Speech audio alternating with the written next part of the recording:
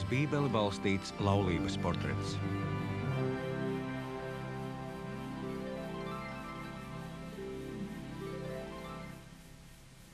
Desmitā nodarbība – romantiskas attiecības. Saglabājiet sirds deksmi.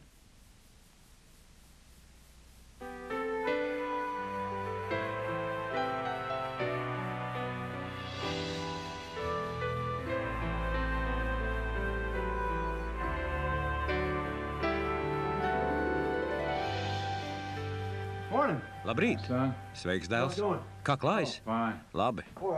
Ceru, ka šodien labi ķersies zivis. Es arī ceru. Vai esi gatavs? Jā! Tava māte iedeva mums nelielas pusdienas. Ko mēs ēdīsim? Es nezinu. Cepumi ar šokolādes gabliņiem? Mani mīļākie. Mani arī. Vai zini, es pat nezinu, kad tava māte tos izcepa. Tava māte. Kas tas? Nekas. Pasaki, kas tas ir? Tikai maza mīlestības zīmīte. No mammas? Jā, protams, ka tā ir no tavas mammas. Kas tajā rakstīts? Dēls, es domāju, ka tas ir kaut kas personīgs.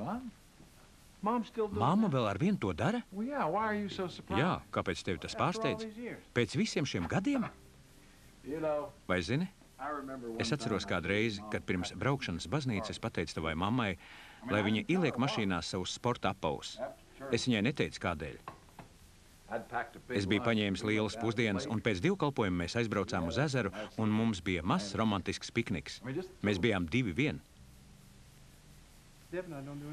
Mēs ar Deboru neko tam līdzīgi vairāk nedarām. Es gribēju teikt, mēs nekad... Tu to nemaz negribi dzirdēt. Jā, kas par lietu? Es nezinu, tēt. Kādreiz mēs bijām tik priecīgi par to vien, ka varam būt kopā. Pat visniecīgākās lietas šķita tik īpašas. Tu biji pēc mīlestības izslāpis mazs kucēns. Agrāk es stundām ilgi varēju domāt par kaut ko īpašu, ko es varētu izdarīt, lai viņu iepriecinātu. Lai tikai redzētu, kā iemirdzas viņas acis. Mēs bijām tik ļoti iemīlējušies. Vai tu viņu vēl joprojām mīli? Jā, es mīlu viņu un es cienu viņu. Es aizvedu viņu kaut kur vakariņās, un tu taču zini. Bet es nezinu, tēt, tas jau ir kļuvis par ikdienišķu lietu. Kaut kur, kaut kā mēs pazaudējām dzirksteli. Un es nezinu, kur tā ir palikusi.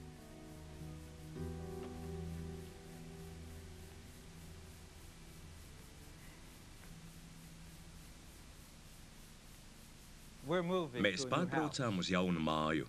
Pie savas mājas sarīkojām nevajadzīgo mantu izpārdošanu. Vai kādreiz esat to darījuši? Īstenībā jūs to nemaz nevēlaties, taču nākas to darīt. Mēs ņēmām kastes, izsaiņojām tās un lēmām, ko pārdot, ko nepārdot, ko kaut kur atstāt uzglabāšanai.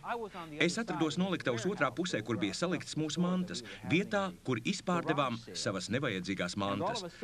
Pēkšņi mūsu 20 gadus vecā meita sāka līksmi lēkāt un iesaucās. Paskatieties, es atradu papa un mammas mīlestības vēstules.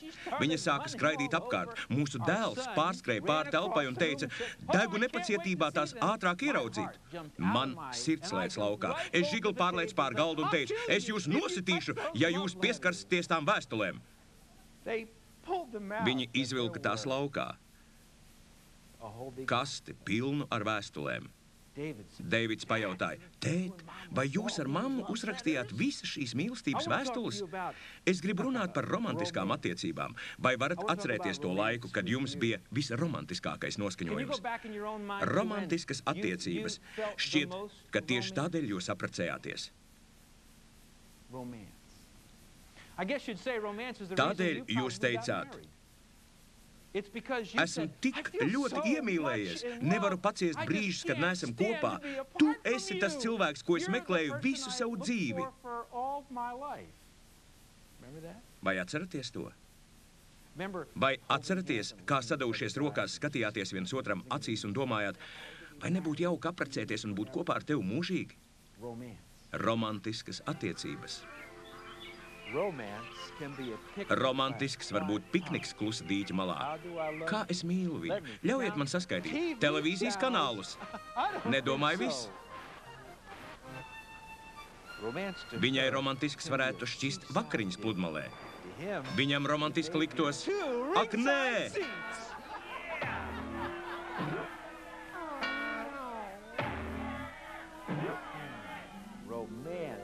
Romantika ir došana. Ko gan viņš man varētu iedot? Puķes? Dārglietas? Viņai patiks šis tosteris. Romantika tas ir randiņš ar sievu vai vīru.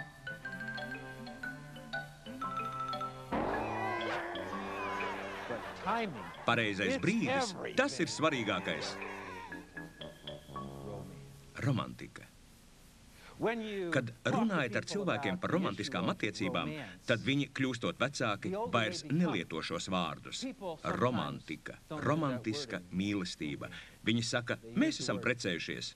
Esam precējušies jau ilgu laiku. Protams, ka mēs mīlam viens otru, bet romantiskas attiecības, tās ir priekš jaunajiem. Kas tad īsti ir romantiskas attiecības? Romantiskas attiecības ir mīlestības izpausmes veids, vai ne? Vai varat vēl mīlēt kādu un neizjust romantisku mīlestību? Jā. Romantiskai mīlestībai ir jāparādās tieši pirms laulībām un laulībā. Romantiska mīlestība ir īpašs mīlestības veids, vai ne? Tas pievelk jūs ciešāk un ciešāk vienu otram klāt. Kad laulībā ir romantiska mīlestība, tad tajā ir dzirkstele. Tad mēs no rīta pamostamies gaidot, kas šodien notiks. Padomājiet par cilvēku, kurā esat iemīlējušies. Jūs piezvanat šim cilvēkam un domājat, ko es varētu sagādāt šim cilvēkam? Tā ir romantiskā daļa. Kāda ir atslēga no šīs romantiskās daļas? Kā tas reāli notiek? Vai tas ir kaut kas tāds, kas iepeld laulībā tās sākumā un pēc tam parādās ciemos laiku pa laikam? Vai arī tas ir kaut kas tāds, kas var jums būt visu laiku? Ja tas ir tā, tad kā tas notiek? Kas rada romantisku mīlestību? Es ņemtos apgalvot, ka ik viens no mums bieži gribētu izjust romantisku mīlestību. Tajā ir kaut kas tāds, kas dod jūsu dzīvei enerģiju.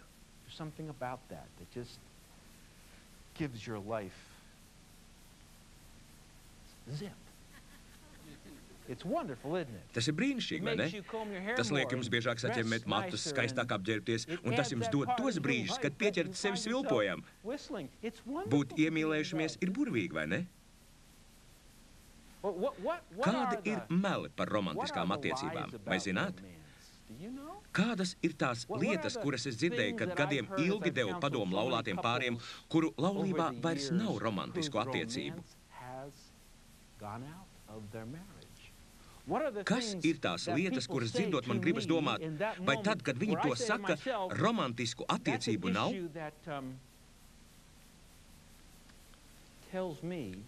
Kā izklausās tas, ka nepastāv romantiskas attiecības? Tas izklausās šādi.